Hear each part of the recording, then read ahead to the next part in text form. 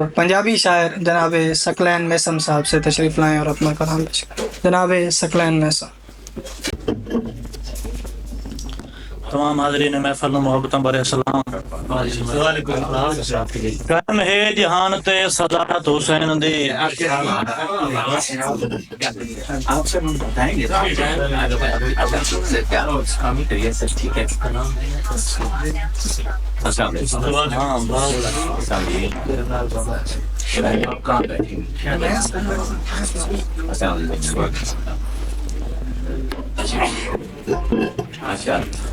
कायम है जहान ते सदारत हुसैन दी, किस्मत आले करदे हैं ज़ियारत हुसैन दी। कायम है जहान ते सदारत हुसैन दी, किस्मत आले करदे हैं ज़ियारत हुसैन दी। मुंदी ये गल नहीं मिसम पुछ लै कुरान तू, कुरान विच मौजूद है तहारत हुसैन दी। चंद शेर गजल दे सुल्तानी साहब। बिस्मिल्लाह बिस्मिल्लाह। डोले दा के हाल है डिठियां हो गए साल है, डोले दा के हाल है डिठियां हो गए साल है, इस पासे आवन वाली हो ही कई मकाल है, इस पासे आवन वाली हो ही कई मकाल है। जानू भी नहीं बनदा कर के कंगाल है, जानू भी नहीं बनदा कर के कंगाल है। ओनू हुण इल्म है साडे ते ज़वाल है, ओनू हुण इल्म है साडे ते ज़वाल है। और गल शल काई नहीं गैरां दी कचाल है, गल शल काई नहीं गैरां दी कचाल है। और ओनू बुढ़ा बड़ा आखां, ओनू बुढ़ा भला आखां मेरी के मजाल है। हसल गजल शेर के इन्नी असा मोवी नहीं आख दा कमाल है।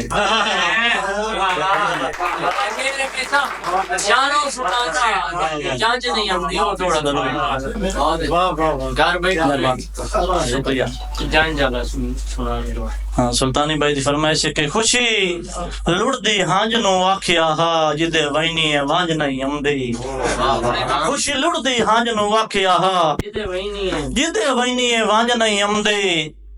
ताई हुण निंदरानी आखियां चों दिनी रोने आई हांज नहीं आंदी। और जदा लेख च मिसम लिखियां होवन किसे सजण ते रांझ नहीं आंदी। घर मुदत तो सिकदी बनरी दे दुख हम देण जांज नहीं आंदी।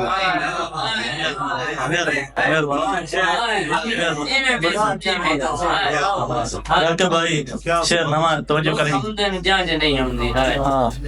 हो दावे मुक गए लगदे ते कदी ढेर हो जीते आसे, हो दावे मुक गए लगदे ते कदी ढेर हो जीते आसे।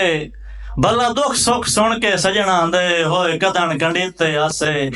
और पूरे मिसम सजना नाल ता लथे आए बदे जितने लीते आसे।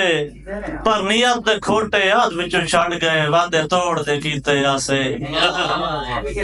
और सुते सांझे हो पर गैरां दी ना वन के ढाकते बोआ। हक भाई सुते सांझे हो पर गैरां दी ना वन के ढाकते बोआ।